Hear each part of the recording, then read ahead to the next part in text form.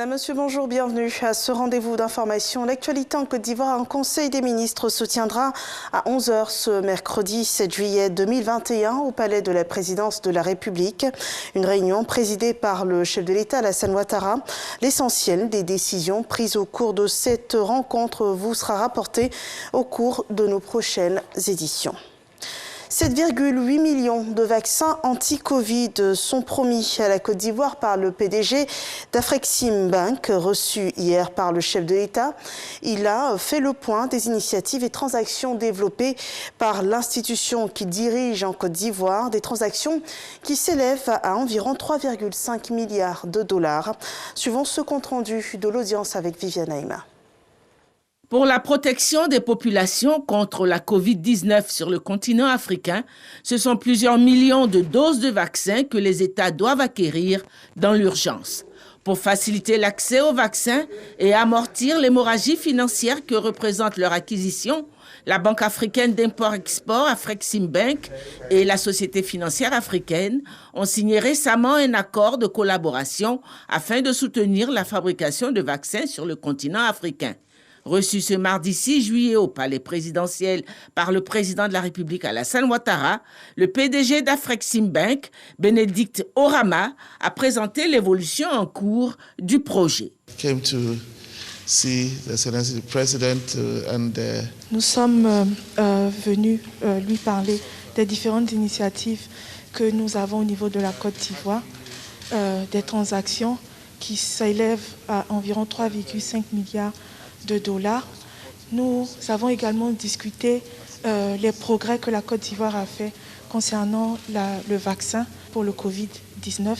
Nous avons également discuté toutes les initiatives que nous avons avec l'Union africaine et toutes les autres entités africaines. 420 millions de doses de vaccins seront ainsi fabriquées pour l'ensemble du continent africain, dont 7,8 millions de doses de vaccins pour la Côte d'Ivoire. Lutte contre la corruption au sein de l'armée ivoirienne. Le commissaire du gouvernement, le contre-amiral Ange Kessi Kwame Bernard, multiplie les rencontres pour combattre ce phénomène dans les rangs de l'armée. Après ces échanges avec la Haute Autorité pour la Bonne Gouvernance, c'est le PNUD, le Programme des Nations Unies pour le Développement, qui l'a reçu et il a été reçu par le procureur militaire. Le racket et la corruption au sein des forces de l'ordre étaient au centre des échanges.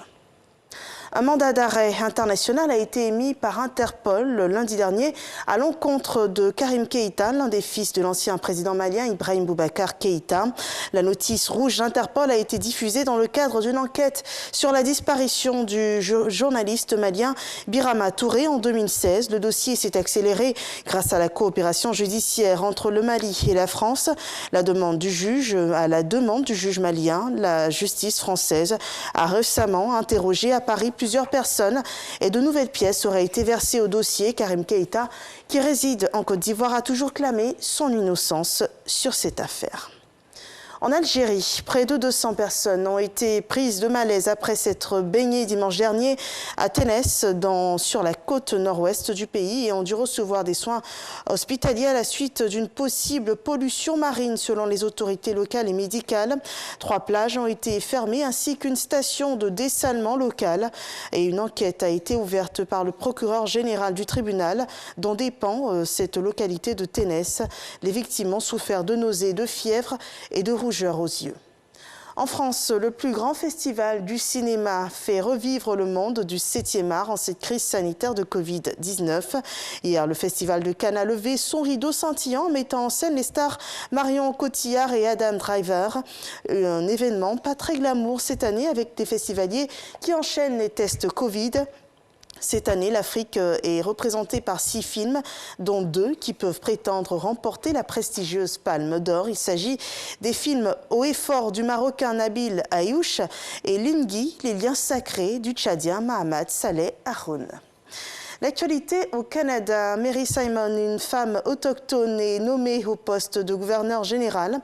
C'est une nomination historique dans ce pays qui est secoué depuis plusieurs semaines par la découverte d'ossements d'enfants autochtones à proximité d'anciens pensionnats.